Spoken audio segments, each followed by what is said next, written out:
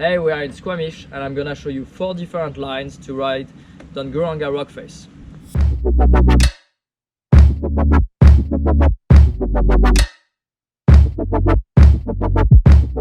So we are in Squamish today. This is the bottom of Alice Lake, actually Perth Road end up right there, which is where we started the ride. And this trail is called Gouranga, and that is pretty much the last section of it. And it's a massive rock face, a bit of camber, with 2 little steps to either ride on or gap. We're gonna see today 4 different lines to actually ride on the trail.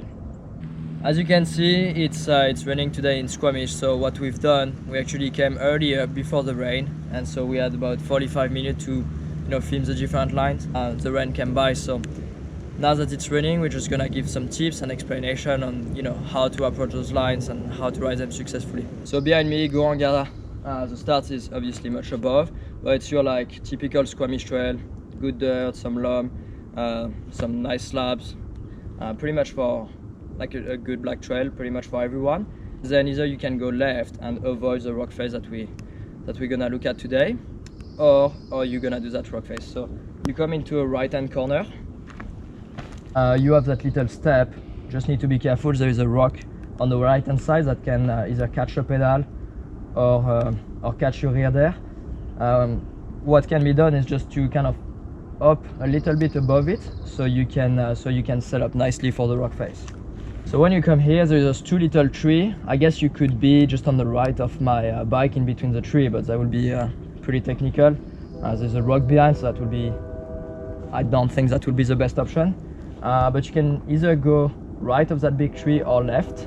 I like the left because that line up really nicely for the rock face, but the right is pretty good as well. It's not a huge difference, I guess.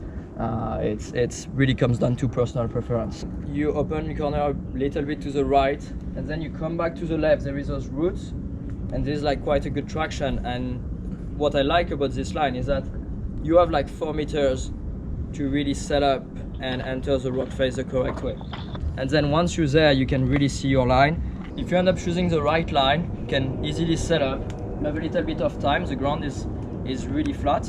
The line naturally pushes you towards that big step where you don't want to go, so you have to corner right. And the issue you're gonna see, even though you have time to corner right, is that there is a big crack onto the slab. So you just have to make sure you make your bike a bit lighter so you can up above that crack and slow down and control your braking enough so you don't end up flying off the next feature. Regardless what line you choose to ride here, except if you ride the regular line where you can pretty much stop, you're gonna have to drop that little feature right there. And the key to make it safe and control your speed before the next section where you got that little lip is really to go as slow as you can. So you want to really control your speed as much as you can, land onto that rock face and be really hard on the brake, and then be prepared to that little lip afterwards. Trickiest part, at least for me, is that little lip, because you come super fast and it's really hard to control your speed before that, and so you want to let go your brakes just before and really absorb that little lip so you don't end up flying. Actually, the best line would be to be where my feet is. You can kind of open your line a little bit, you go a bit closer, but there is no, where my feet is, there is no lip really, so it's easier to keep the bike on the ground. That being said, when you come really fast, it's really hard to stay outside on that rock face. The natural line pushes you directly onto that lip, and as you can see on the landing, that's where everyone goes. But the easiest line, well, the smoothest line, sorry, would be to come and stay outside on that rock face.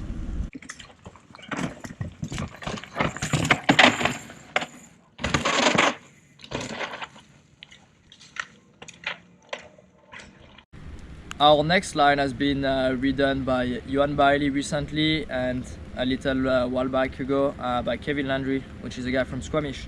So Sam, you want to open your line, carry a lot of speed, and go either where the bike is or onto the right of that tree, and you want to up on that rock. You literally just do a little bunny up. You get your front wheel on top and then you up. You don't want to be too far right, because if you're too far right, then you get offline for the drop. So you want to stay as close as you can from the edge. On the rock, you want to control your speed. You creep to the edge of the rock and then you just let go, pop, and same idea, use the compression to really slow you down.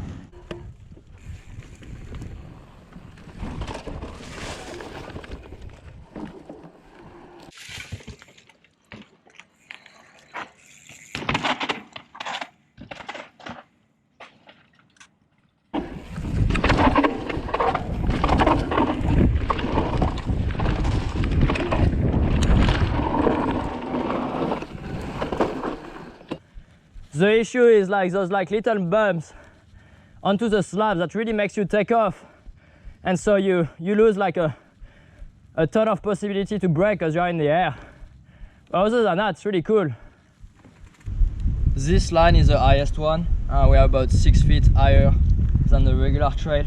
It's much steeper, so the main challenge is gonna be to slow down the bike. You really want to stop your bike in the compression, but in order to know how much you can slow down, it's pretty good to build confidence by first riding the smaller rock face next to it, so that gives you an idea of how much you can stop and how big is gonna be the impact before you take more risk and do the bigger line.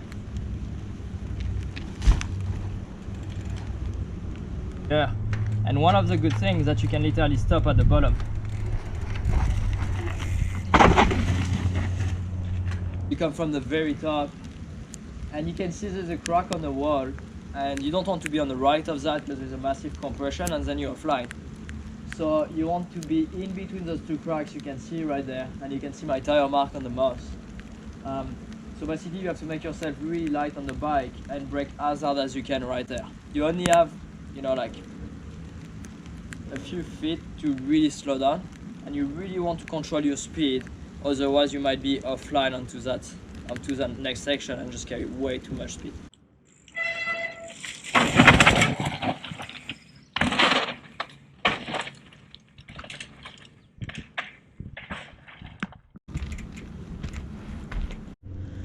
So one thing I do here, I know there is a big compression at the bottom, and in order to keep my front end a bit higher because I'm on the middle of the trail, what I do is that I just adjust a little bit my settings.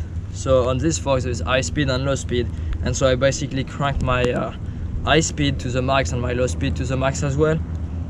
Realistically I didn't really need to, but just the first time I do it, that just helped me to know that my front end is gonna sit a little bit higher, and it's gonna the fork is gonna feel like it can take bigger impact. So that helps my confidence the first time I do that kind of stuff. So that's the line. You have time to set up, which is pretty cool. So you can track stand a little bit, then move closer from the edge, and then you can see your line. So you just really control the speed. Obviously there is moss, so you want to be careful with that. And once you are on that crack, you don't want to go too fast obviously, but you kind of have to up into the vert. Otherwise there is a big hole at the bottom that can be a trouble, so you want to turn before it. On this line, the vert and the drop is not as much, but it's more technical. You have to come from here, and it's off camber. You have to control your speed, slow down, and go in that crack where the moss is. And once you are in the crack, you just have to let go the brake and up, and same, use the compression in order to slow down and control your speed. So this one doesn't look as impressive, but it's more technical.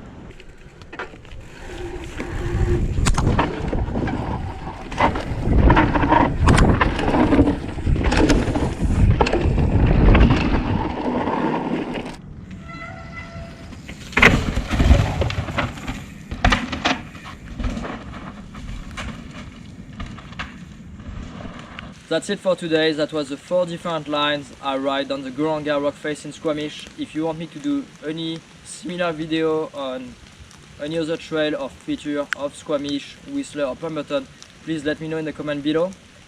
Thanks for watching, and I guess I see you on the trails on YouTube.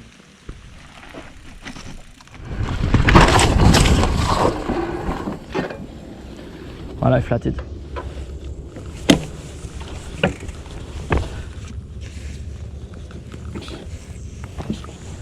Fuck.